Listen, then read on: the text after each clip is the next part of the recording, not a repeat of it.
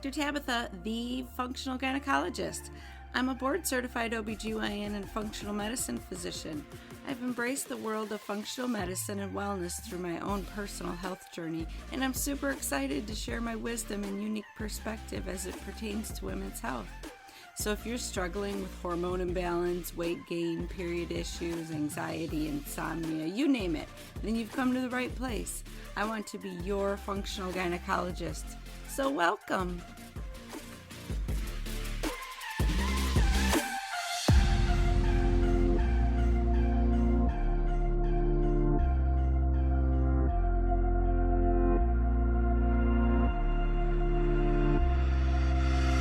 Hey ladies, so I want to talk about estrogen dominance because it is running rampant. Like honestly, if this hasn't affected you or one of your closest girlfriends, I would be amazed.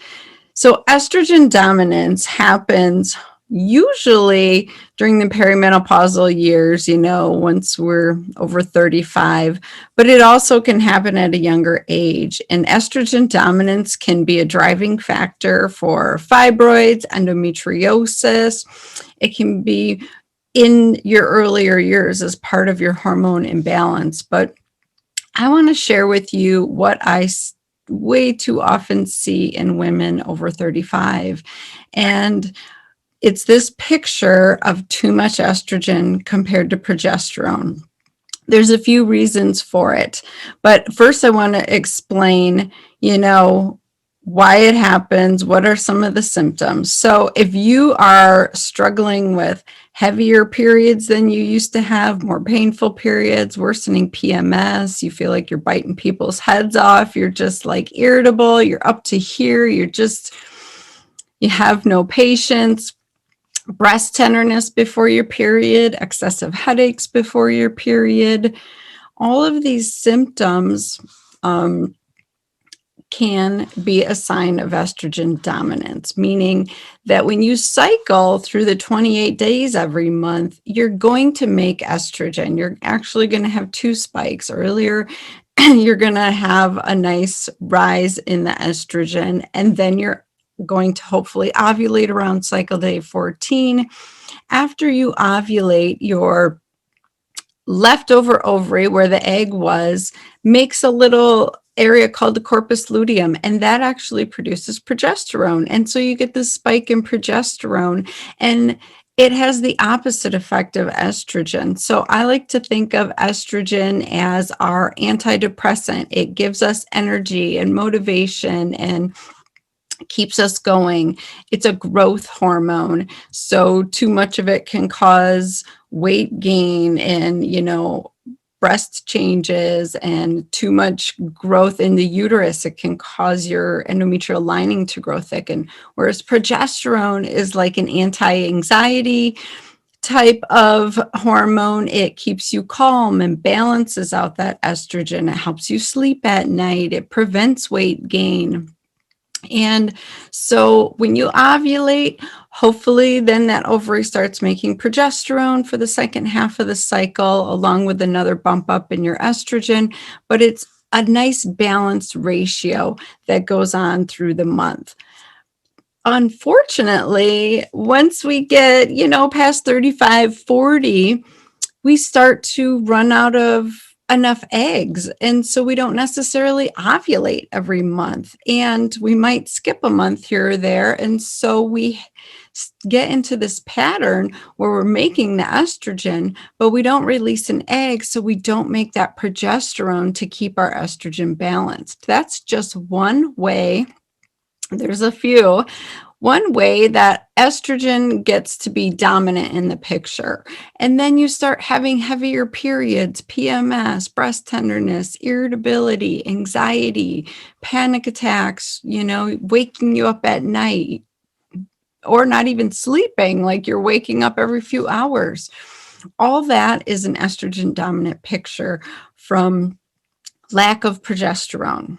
Okay, so number 2, add on to that all of the xenoestrogens in our environment. Our environment is full of plastics now that it wasn't just, 50 some years ago. these plastics like phthalates and bisphenol A and all of the flexible stuff like to make water bottles for our food products, everything our cosmetics are in. I mean, we're just surrounded by plastic everywhere you look. These flexible type plastics release xenoestrogens into our food, into our cosmetics, into our water. We absorb them, we inhale them, we ingest them, we drink them, and they go in our body and they attach to our estrogen receptors and they act like estrogen in a bad way. And so this is unfortunately why we're seeing men get man boobs and more belly fat. This is a huge reason. Precocious puberty. Girls are getting their periods and breast buds at much younger age because of all the plastics in their food. Oh my gosh, when the mac and cheese containers came out, those little styrofoam plasticky containers that you microwave for 4 minutes and stir it up and eat it, that is damaging your children and yourself if you're eating it. Please don't eat that stuff. It is putting so many of these xenohormones into your body and completely dysregulating your hormone balance.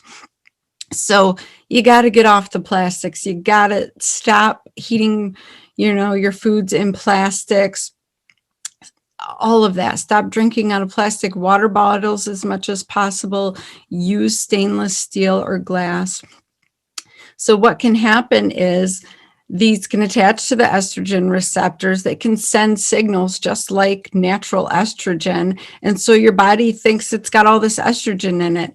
And you can draw your hormone levels and you might not even notice this part. So that can be a little tricky. But I just want you to be cognizant of it. Like that is a huge factor that you have control over. You can actually go and shift out your products, stop using the plastic, stop eating out of plastic, and that can help decrease this estrogen dominance picture.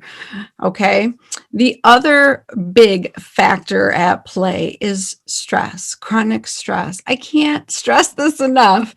I don't know whatever else word to use, but as women, we are multitasking all day long. I mean, no offense to the men, but they're not thinking necessarily about kids' conferences and dinner on the table and laundry and running the household along with their full-time professional job and trying to exercise and look good and all of the things that we're doing. We're trying to be it all, do it all, have it all. And we're pretty amazing at it, but it's at a cost. Okay, so every time you open your email and you're stressed off and pissed off about something else, you pump out cortisol and epinephrine, adrenaline to handle the situation. And if we do that constantly throughout most of our days, we get in this state of heightened cortisol. And here's the deal. Cortisol steals your progesterone to be made. Progesterone is one of the ingredients needed to make cortisol.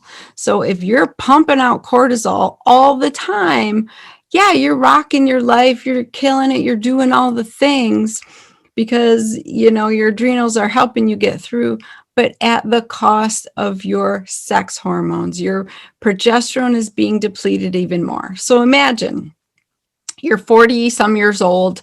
You're not necessarily ovulating every month, so your ovary isn't making progesterone the way it should. And then the little bit that you do have floating around, your adrenal glands are stealing it to make cortisol. You are going to be so imbalanced and so estrogen dominant, you're going to have all the symptoms. It's going to be crazy. Or here's a worse scenario.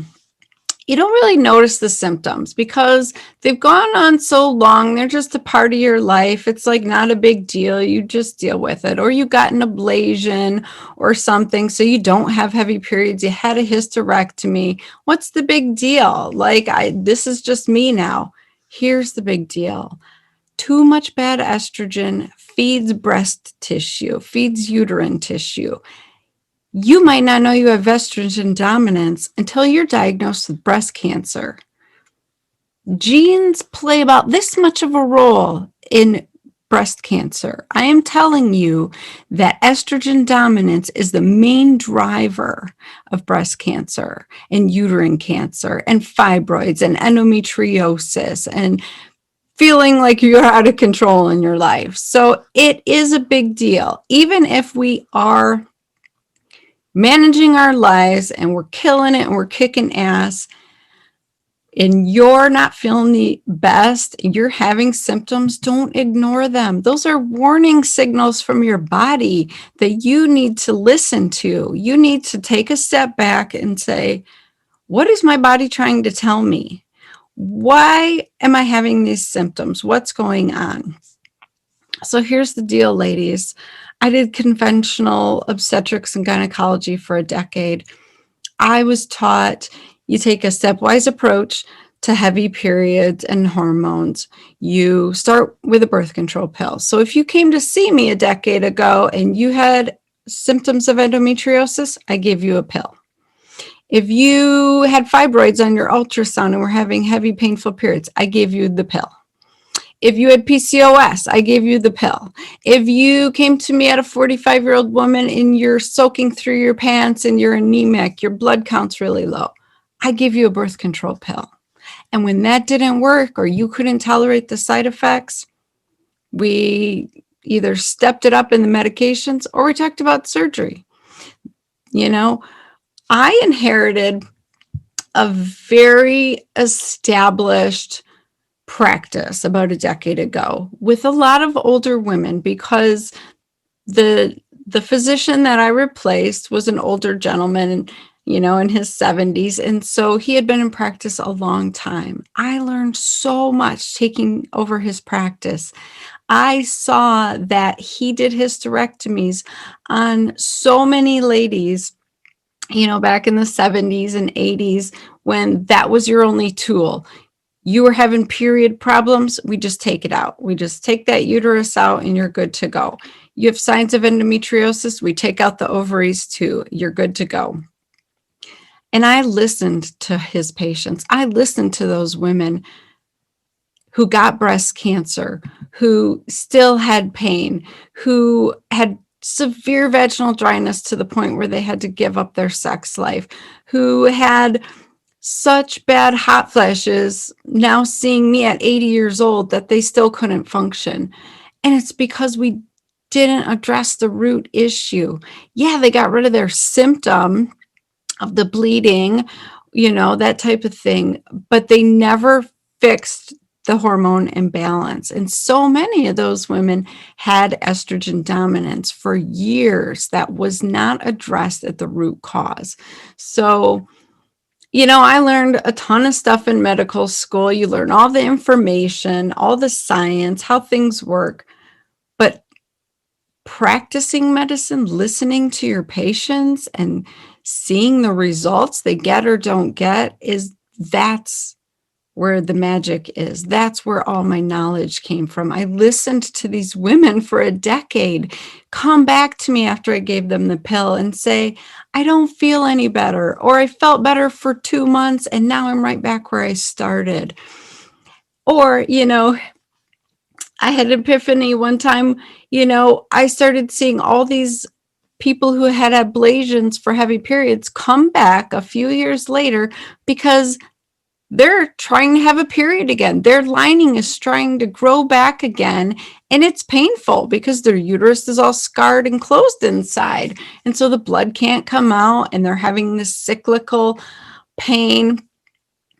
And it's because we didn't address the root issue. We masked it, the symptom. We got rid of the heavy period, but now we caused a new problem because that lining is still being fed too much estrogen and it wants to grow. And I'll tell you, that lining will grow precancerous cells and it's not good. So you have to address the root issue of estrogen dominance.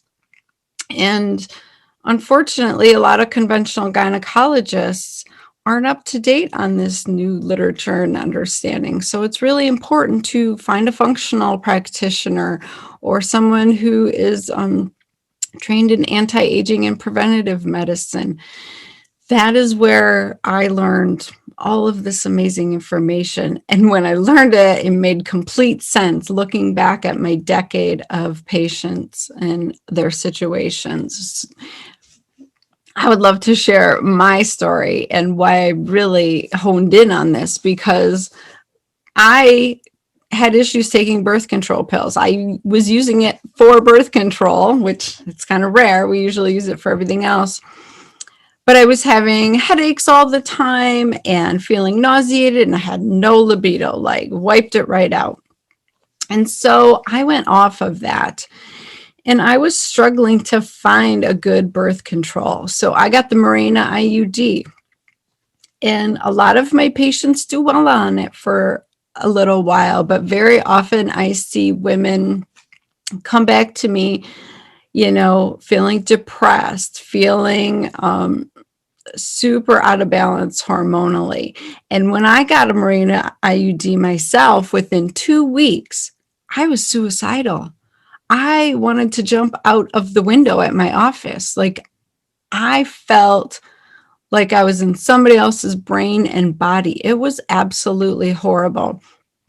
I tried to talk myself out of the fact that it could be the Mirena. My colleagues I worked with told me, no, that it's not absorbed systemically. You can't possibly be having effects from that synthetic progestin that's in that IUD. So I went on probably 2 months. I ended up taking it out at home on my own because I was losing my mind. I will tell you, I don't recommend you take your own IUD out. I am a professional, but I was at my breaking point and I took it out and I honestly felt back into balance like within the next week.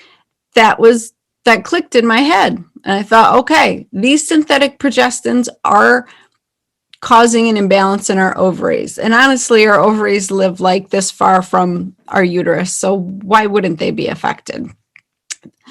So I got a Kylena IUD, much lower dose of synthetic progestin.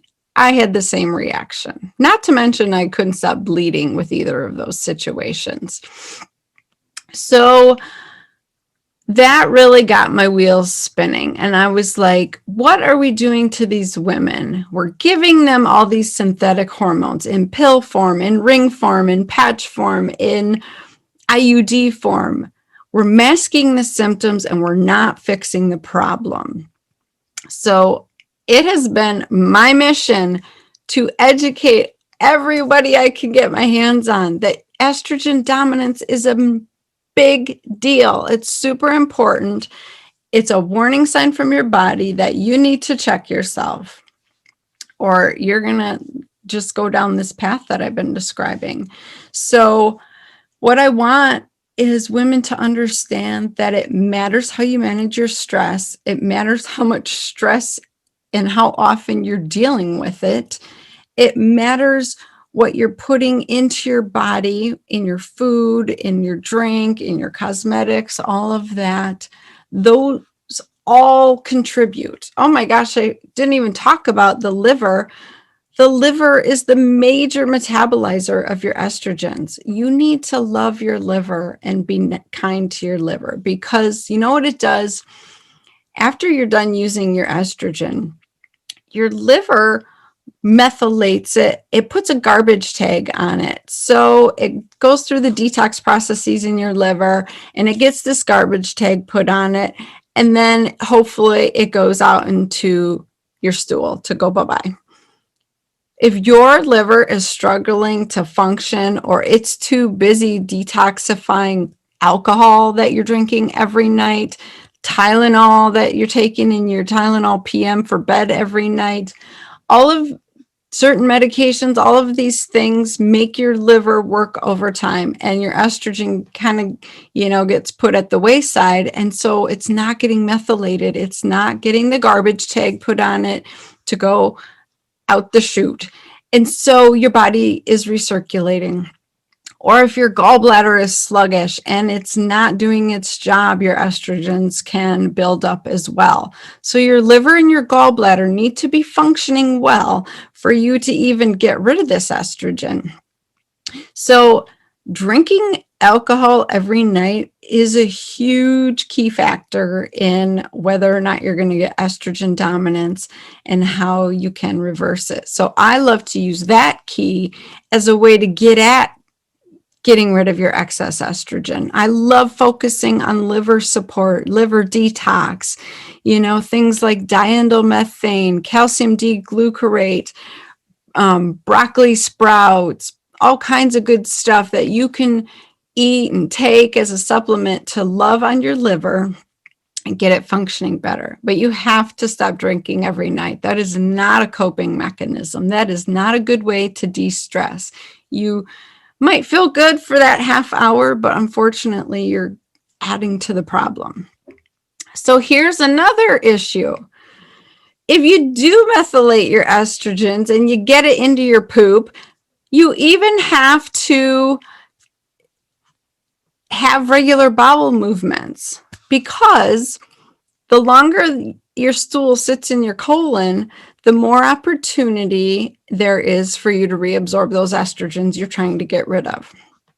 And here's the kicker. There are bacteria in your gut that actually make an enzyme called beta-glucuronidase. This enzyme cuts off that garbage tag off the estrogen. It cleaves it right off and makes you reabsorb that estrogen that you were trying to get rid of. So here's a common scenario I see. A very successful woman in her 40s, has it all, is doing it all, is being it all, but she's wiped out because she's not giving back to herself, and she's managing her high stress situations all day long. So by the time she gets to dinner or after dinner, she just needs to numb herself up a little bit and needs a release. And she deserves that glass of wine or 2 or 3 glasses of wine because she has just kicked ass all day. Unfortunately, all of that adds up to worsening this picture of estrogen dominance. So I really want you guys to see that all these things that you're doing all day add up and accumulate to a huge hormone imbalance. And it's all, okay, it's mostly avoidable. What you're doing is changeable, and you can get rid of this estrogen dominant picture. You need to. Estrogen can't be running your life. It feels horrible. So I would love for you guys to think about your liver and your gallbladder. Give it a rest. Support it so it can do its job. Get your bowels moving. If you're constipated, figure it out. Find out why. Do you have a dairy sensitivity? Do you have to stop? Do you need to give up cow's milk products? Do you need more magnesium in your diet? Do you need more water in your diet? Lots of reasons for constipation. Do you need a good probiotic to kill off those bad bacteria that are, causing that enzyme? So I would love for you to get those functions working properly. I would love for you to, get your stress into check, set boundaries, say no, it's okay. That's a whole nother discussion, but it matters. It really matters. And if you are concerned that you have too much estrogen, especially the bad estrogen that feeds breast tissue and uterine tissue, you can do testing. You can see. There's amazing testing nowadays where we can see how your body metabolizes estrogen. You can do something called the Dutch test. It's a urine test that they look at all the metabolites of your estrogen and where are they going? Are they going to your liver and your gut? Are they being recirculated? Are they damaging your DNA and causing cancer? So that's a really awesome test, and I would encourage every woman to have that done. So that testing, you can just call my office and have that done. It's very easily available. It's a kit. You take it home. You actually urinate on little pieces of paper on certain days, and we figure out what the heck is your body doing? Are you estrogen dominant? And if you want to check your cortisol because you're stressed out and you're not sleeping, you can add that too. We can add some saliva tests. They can plot it out and check it over 24 hours to see, are you in a good adrenaline or cortisol production pattern? Is your pattern flipped? Are you up here all day? Are you burnt out and you're just like not even making cortisol anymore? These are really important to know because they have effect on chronic issues and medical diseases in the future. They feed, disease. So I love that test. I would encourage you to check that out. It's called the Dutch test. But there's links in my show notes, and you can feel free to get in contact with me. I'm licensed in over 20 states in the country, and I love seeing women and helping them figure out their hormone picture and getting them back into balance. And there's so many amazing ways that you can do it without hormones. So that's even cooler. Because your body's a dynamic thing. It's changing all the time. It's responding to what you're doing. It's responding to the environment. And you have so much influence on all of that. So it's pretty cool. I would love to work with you if you're finding that you need a functional practitioner, need some help. So please just think about this today. I hope you found one little golden nugget that you can take from this episode and incorporate it into your life. Maybe it's only drinking alcohol on the weekends as a special occasion as opposed to a stress reliever at night. Maybe try journaling instead, or meditating with a guided app. Like meditation used to sound really scary to me. But when I realized there was all these guided meditations on phone apps, it was super easy. So I personally use 10% Happier, created by Dan Harris. It's an app, you download it on your phone, and there's like a gazillion different guided meditation options.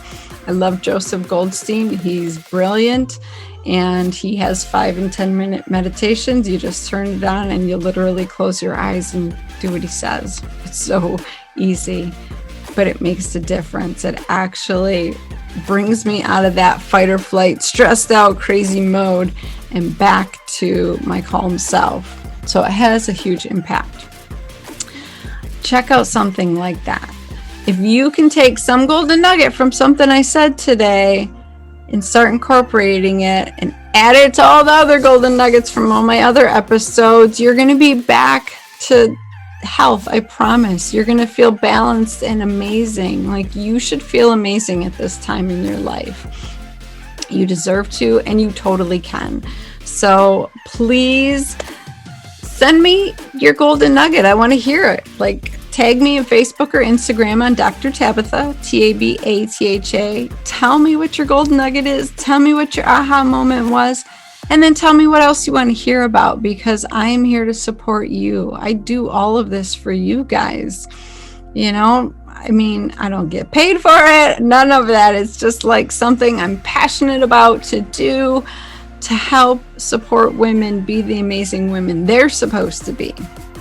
So thank you so much for listening and staying tuned. I hope you got something out of this. Hit the subscribe button so that you can keep coming back, and maybe even leave me a 5-star review. All right. I love you, ladies. You're awesome. Keep pushing on, but do it in a better, healthier way. And I will see you next week. Okay. So go have a kick-ass week. Bye.